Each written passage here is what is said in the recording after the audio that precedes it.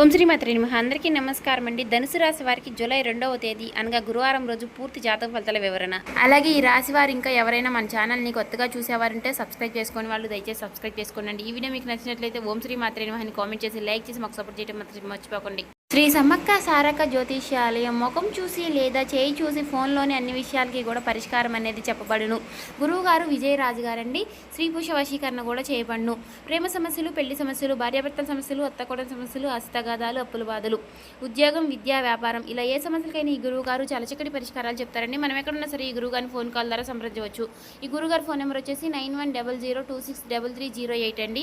చెడు ప్రయోగాలు, గుప్త నిధులు కూడా చేయబడండి. ఈ గురువు గారు చెప్పినట్టుగా జరుగుతుంది. మీరు ఎక్కడున్నా సరే 100% ఖచ్చితంగా జరుగుతుందండి. మీరు ఎక్కడున్నా సరే ఫోన్ కాల్ ద్వారా సంప్రదించవచ్చు. అన్ని విషయాలు కూడా మనకు ఫోన్లోనే క్లారిటీగా చెప్తారు. చాలా నమ్మకమైన గురువు గారండి. నమ్మకం ఉంటే ట్రై చేయండి.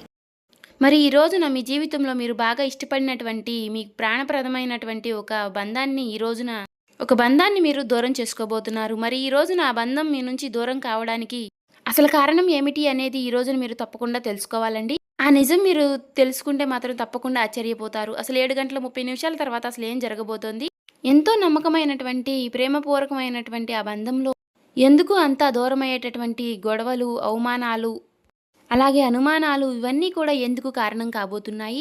మీ బంధానికి మీకు తెలియనటువంటి నరదృష్టి, మీలో ఉన్నటువంటి మీ కోపానికి, మీకు విపరీతమైనటువంటి మిమ్మల్ని ఆ విషయంలో దోషిగా చూపించడానికి ఈ రోజున మిమ్మల్ని ఎక్కువగా మీకు అనుకూలమైనటువంటి పరిస్థితులు చాలా తక్కువగాను ఉన్నాయండి.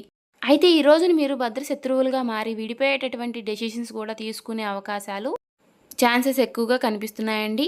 మీరు ఎవరినైనా సరే సాధారణంగా ప్రేమిస్తే లేదా ఒక బంధాన్ని పూర్తిగా నమ్మితే మీరు మీ సర్వస్వాన్ని కూడా ధారపోసేలాగా ఉంటారు. అయితే మీరు పైకి చూడడానికి చాలా గంభీరంగా కనిపిస్తారు, కానీ అయితే లోపల మాత్రం పంతాల కోసం కాకుండా బంధాల కోసం ఏదైనా సరే చెయ్యాలని చెప్పేసి తెగిస్తూ ఉంటారు.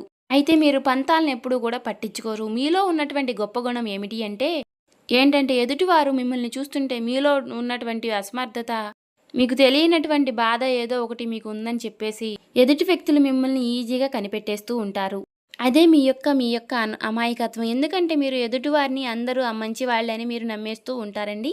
గతంలో మీరు ఎన్నిసార్లు మోసపోతున్నా కూడా మీరు అందరినీ నా వాళ్లే అనేసి అందరినీ కూడా నమ్ముతూ ఉంటారు. ఇలా అందరినీ కూడా చాలా గుడ్డిగా నమ్మేసి ఇలా ఈ రోజున మీకు ఒక సిచ్యువేషన్లో ఎన్నుపోటు పొడిచేటటువంటి అవకాశాలు అయితే కనిపిస్తున్నాయండి.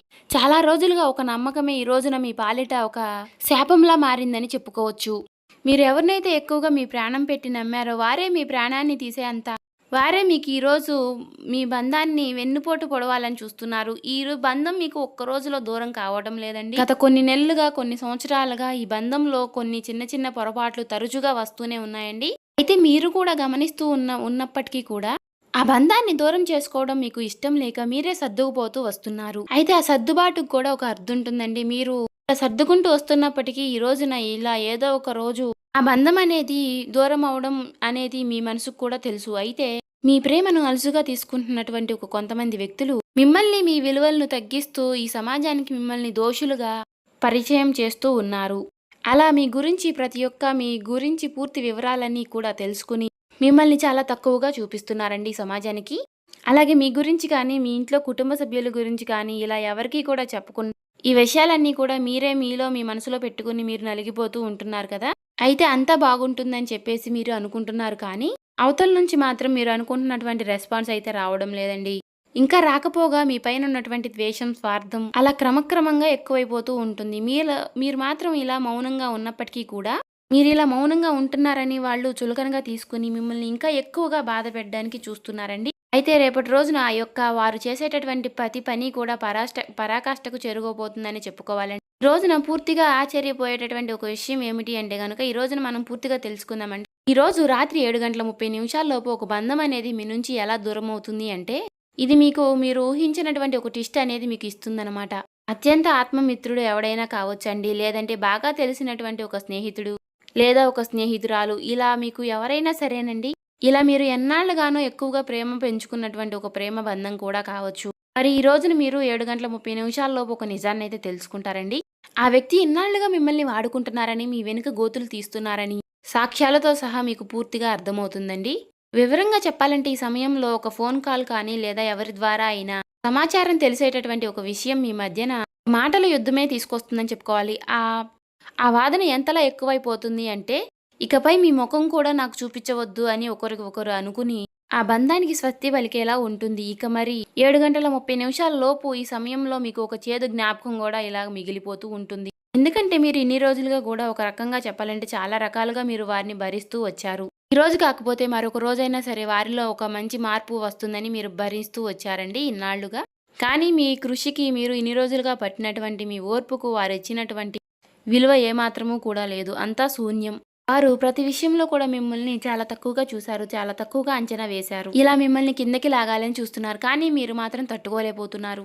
దీనికి కారణం ఏమిటి అంటే ఆ వ్యక్తి చేస్తున్నటువంటి నమ్మక ద్రోహం అనే చెప్పుకోవాలండి.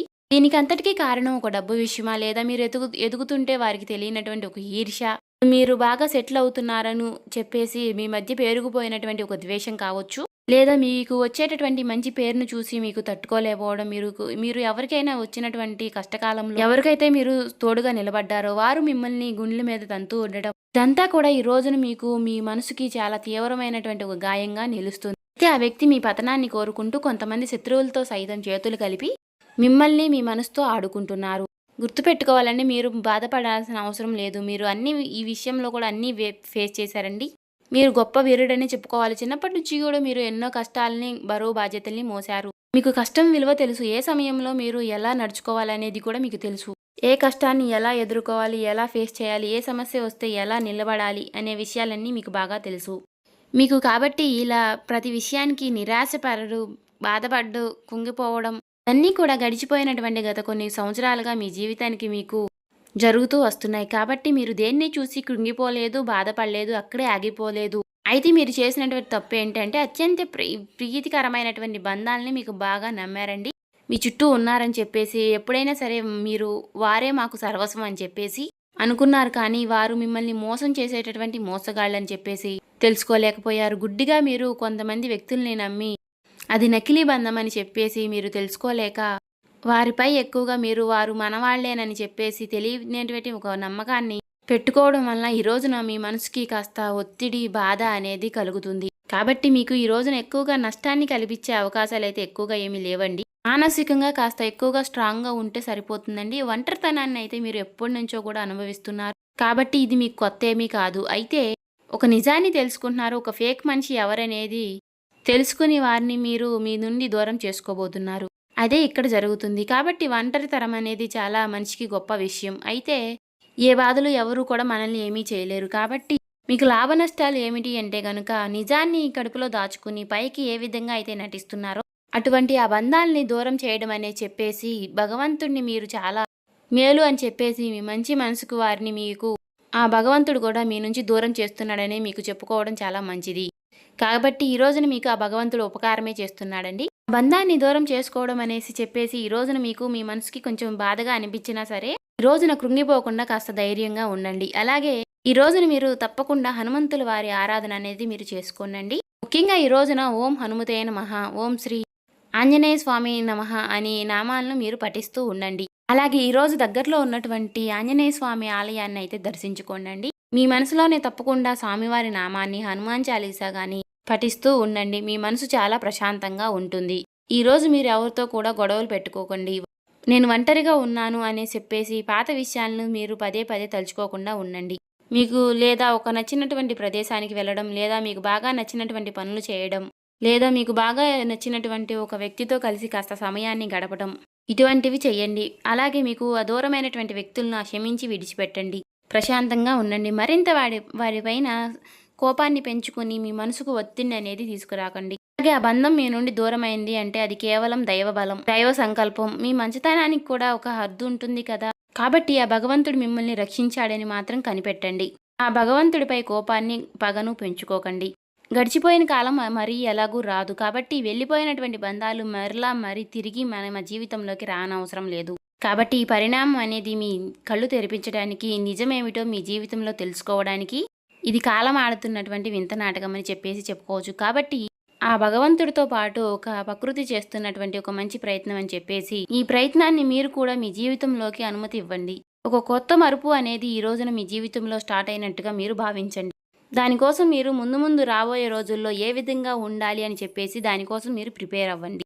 ఇక ఈ రోజున మీరు బయటికి వెళ్ళడానికి అప్రమత్తంగా ఉండండి. బాగా నచ్చినటువంటి ప్లేసులకు వెళ్ళడానికి ముందుగానే తెలుసుకుని అక్కడికి వెళ్ళి మీరు మంచిగా పీస్‌ఫుల్‌గా మనసును ప్రశాంతంగా ఉంచుకుని కాబట్టి నూతన వ్యక్తుల పరిచయం అనేది ఉండవచ్చండి. కాబట్టి మీరు అక్కడికి వెళ్ళినప్పుడు అన్ని విషయాలు కూడా షేర్ చేసుకోకుండా ఎంతవరకు మాట్లాడాలనేది మీకు తెలియనటువంటి విషయం అయితే కాదండి.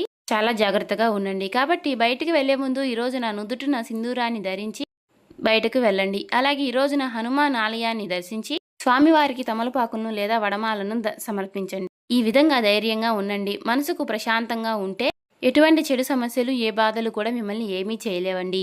ఈ రోజున మీకు బాగా కలిసొచ్చేటటువంటి ఒక దిక్కు వచ్చేసి తూర్పు దిక్కు ప్రయాణం అనేది మీకు ఈ రోజున బాగా కలిసి వస్తుందని చెప్పుకోవచ్చు. అదృష్టపు రంగులు తెలుపు, లేత గులాబీ రంగులు.